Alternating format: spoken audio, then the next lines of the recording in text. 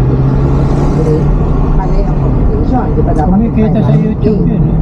Right? Talaga bang 2M lang? Sabi na nagtatanong, 2.5 ang binigay, huwag niyo akong gamitin. Bahala ka na, sabi doon, namatay. Maliit ang kalooban, ipakukupan niyo. So, hindi na ganun po totoo yun. Right? Ganun lang po totoo yung conversation na yun. Pero, eto lang, ilalatag ko lang sa inyo ang mga kasinungalingan yan. Yung konteksto mo is about politika at para talaga sa katotohanan at para sa bayan. Yan. So anyway, number one na pinakalat dito, sa akin, ginamit yung picture ng anak ko na meron po kayo nag-send sa akin. Kanina sabi ko anong sinasabi. Kasi yung naman napanood, basta ang sabi yung anak niyo daw po, anak sino. Gumawa ng invento. Sinong lalaki. Basta gumawa. Tapos meron pa pala siyang pinakalat. Kanina ko lang nalaman. Halika, ganun din yan. Okay, fine. So, yung tungkol sa anak ko sa kung saan, din nakapagtutsakan sa vlogger, kanina ko lang nalaman. Alright? Yung may nagsisend sa akin, ito pinitira ka niya. Hindi natin kailangan i-play. Okay? Kasi talagang sinungaling eh. Then, ang ginawa niyan sa amin, nung kasagsagan kasi doon ng expose ko, ito yung ginamit din sa panas para pangontra sa expose ko. Sinasabi din niya, hello mga minamahal, may expose tayo ngayon. Gumagawa ng kwento na si Maharlika ay may asawang puting at pinatay niya sa Amerika at siya ay kumuha ng insurance. Okay? May mga naniniwalang tama. Sabi ko nga, hindi ko rin pinansing yun. Ngayon na natin pag-uusapan yun. Kasi yun ang deserve niyang mamatay, sabi ng mga nag-comment. Mga palangga, kung may pinatay, dati yan, second hand, nawala na. Imagine nyo yung kasinungalingan. Di ba may pinatay ang isang tao, pinatay doon yung asawa, tapos nakakubra ng insurance, tapos nakakalaya pa, nag-enjoy pa, Magkano isang bag ng so yun yun, it's the same pattern. Putos yan. Wala, magkano isang bag ng mga administration. Ginamit talaga yan. Kapag ginamit, kaya natatawa na lang ako, may friends nga ako, natawa na lang sila. Kaya hindi ko sila pinansin, kasi hindi naman ako na-apekto. So yan yung mga kasinungalingan na ginawa pa nilang series yun. Ginawa pa nilang series yun, mga kababayan. Yung mga kasinungalingan, may mga dokumento pa. Kunwari, nagdukot nila sa hospital. Saan ka ba dati kumukuha? Kahit high school graduate sa Home kayo, Depot lang. lalo na pag nasa Amerika, kasi siguro sa Pilipinas, at pumatay ka, may kaalyado kang katulad dito, Pang big scale yan. sa Amerika, pag gumurgur ka ng tao, Mga kung may supot-supot na yung mga nakasupot doon na lupa-lupa. bakit ang bangan, yung kanilang mga trolls, Nakabili na rin ako dyan nung may truck up, nung may pick up tayo. Pero bakit yung insurance? Dapat nakulong na. Diba? Nakulong na ako kung katukuhanan. So, kaya din ako yun. Alright? So, yun yung mga kasinungalingan mga Pagaling na nung yung sugat. para sirain hindi sa taas ng mga yung momentum ng expose ko laban sa pagnanakaw nila na ngayon nakikita nyo na. Blood control, di ba? Yung bundle-bundle na pera sa Forbes Park, in-expose ba sa inyo? Since patay na siya, bigla natin siya ng live ngayon. Ano sa marinig ko, the same pattern ng kasinungalingan na si Inday, si Inday Sara, ganyan-ganyan. Alam mo, okay lang naman magmura kasi ako minumura ko rin si Bahag. Pero kung walang basis, kung gumawa ka lang ng kasinungalingan, nagpalaglag si ganito, nagpumatay, wala talagang, hindi naman kayo bobo para maniwala, di ba? Then, kutsahin si PRRT, ng karton, ganyan-ganyan, at ilagay sa karapon. Kaya siya nga unang na ilagay sa takot. Alright? Ngayon, mga kabayan, mga paid vloggers natin kasi wala silang pera. Nakita ko sila, mukha silang kawawa doon. Yung mga ensibada, nakita ko yan sila doon sa headquarters. Yun ang mga unang sentimiento ko kay Bangag. Kaso lang, nung nanalo si Bangag, ayun, binusog sila. Okay? Binayaran sila. Saan ka ba? Saan ka ang pera? Meron pa daw yun sila. Mga group tour. Okay?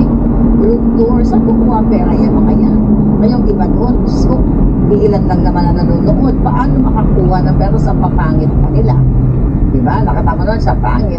So, nung nagkapera, nagpatapos ng ilong, wala naman tayong problema sa pagpapatapos ng ilong. Pero sobrang yun, naman nakikita mo sa comment ng tao, ganit na ganit. Kung joke ng tao, pinagtatawanan siya, diba?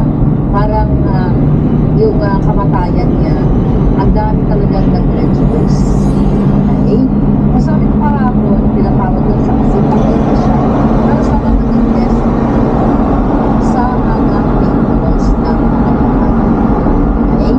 Kasi pera ng taong bayan yung binabayad sa kanila. So doon sa report, kanina, I think, pakinggan lang muna natin yung report. I don't know na panahon yun. Ang report, ito, pakinggan natin.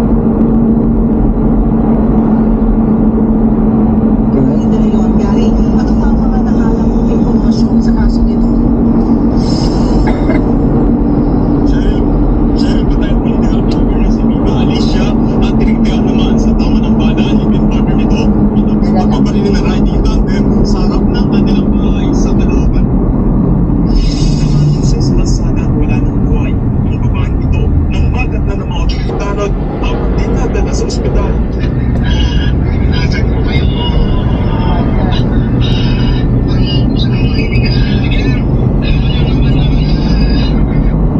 Base sa investigasyon, pasado alas 3 ng madaling araw kanina nang magparada ng kotse sa harap ng bahay nila si Alicia.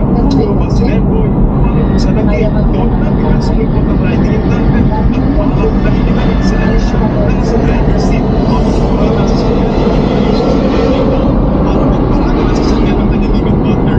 Dinaanan sila ng riding in tandem at pinagbabaril. Sinubukan pa ni Alicia. Kung may dollar store yan, pwede dito tayo. Wala kasi yung binibili ko sa Walmart. Baka dyan meron. Nagbuwan sa tawa ng bala at humihingi na sa tulong habang itiatak ko si Nelbert sa ospital. Tinanong yung itanong magtanap ng barangay kung may banta sa kanilang buhay. So, Ay, dollar. Ayun.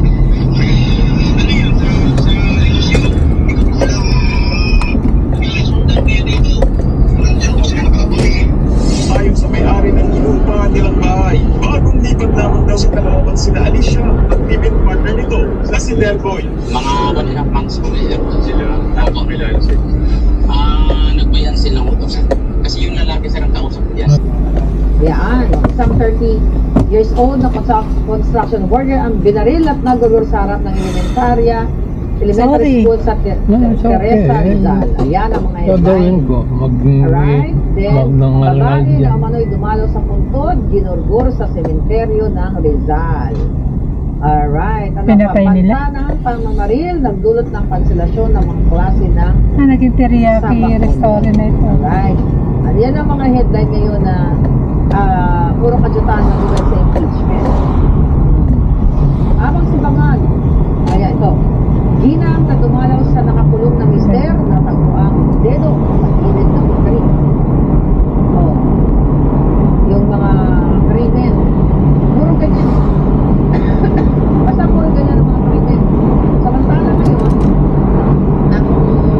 yan, katulad ng Friday the 13th na dumulong sa Friday Vlogger. Okay. Andiyan ka. At yun. Ay, akala ko wala na ako. So, ang bayan, tapos yung mga bangagan, mga dilawan, galit na galit, dahil tinawag silang umuwi. Alright? Tinawag silang umuwi ng China. Ulitin ko, hindi ko buong Pilipino ang tinawag ng umuwi ng China, yung mga politiko lang. Tatlong karit ni kamatayan, sabi ni Palanga. Tatlong karit ni kamatayan ang nakaumang na sa mga bangag na nilalang.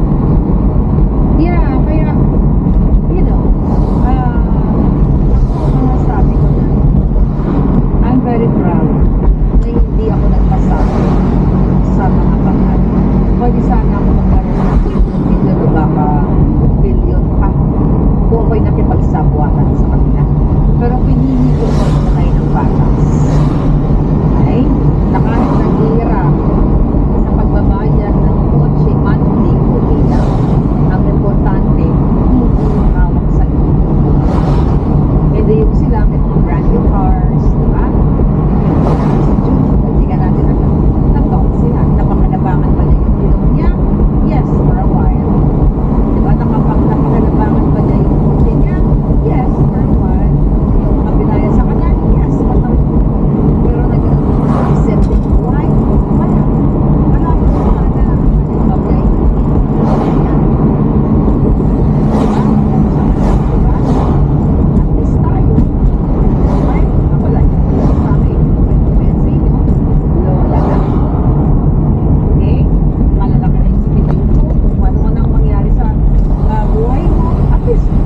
sumunod ka na. Diyan sa mga taga-Austria, lagi mo sa libre ng masasarap na pagkain. Diba? So, masarap mabuhay na hindi kakawin. Yun lang ang pagkakasama.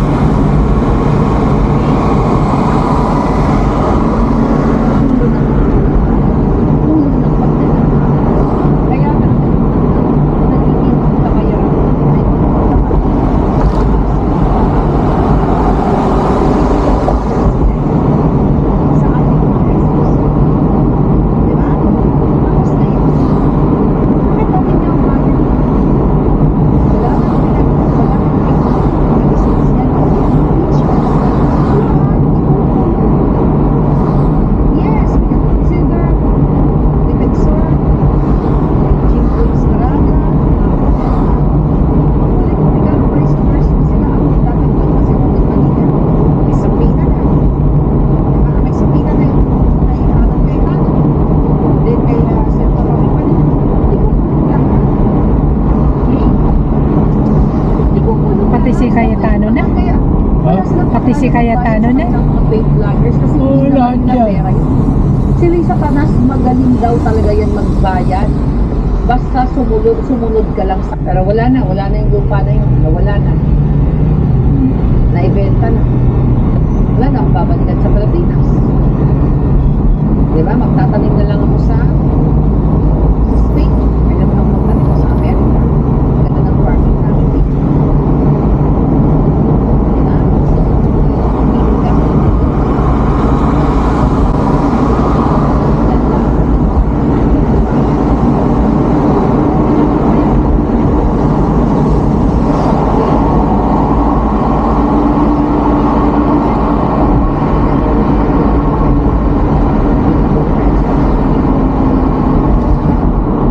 Eh, kasama namin to. Tapos ang mga joke ng bata, ayan. Sabi na, pagod namin yung mga videos na ano niya. Wow. Nag-achievement ng kaisa-isa din na nakaluwas mo kapatid sa kanila. Wow, sabi namin, ano pa ang hinihingin mo sa buhay mo? Diba? Meron kang komportable buhay. Wala nga lang kami milyon-milyon. Diba? Nabubuhay pa rin kami, diba? Paycheck to paycheck. But at least, meron kami survive. Tapos na yan, ano nangyayari dyan? Nag-loan siya, nagpapabayan. Yun ang sabi ko, nag-loan kasi ako na. Kaya napapapakakot ka ng buhay, napapasimpi ka mo. Diba? Napabuhay ka, wala mo kasama mo. Nakayos mo kasama mo.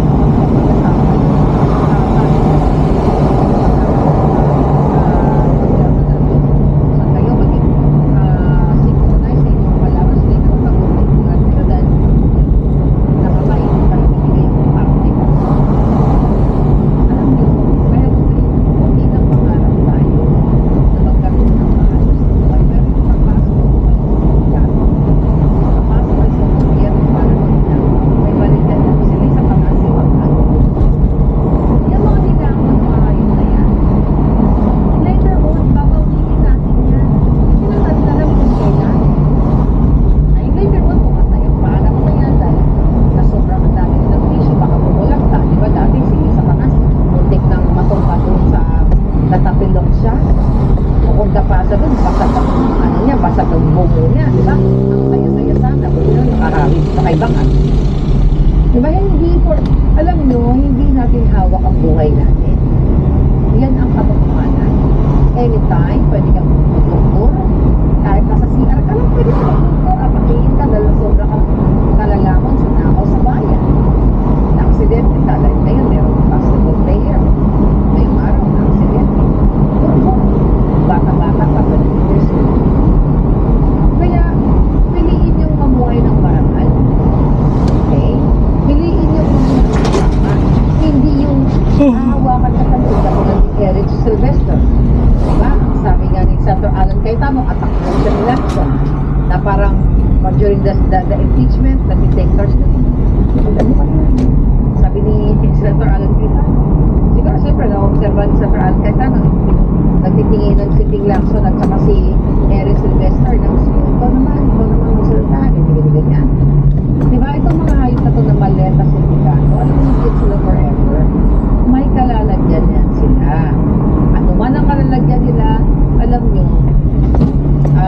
After 6 months? May nagsasabi sa akin, ayan, ito man, grabe ka tirahin ng hayop na yan, ganyan.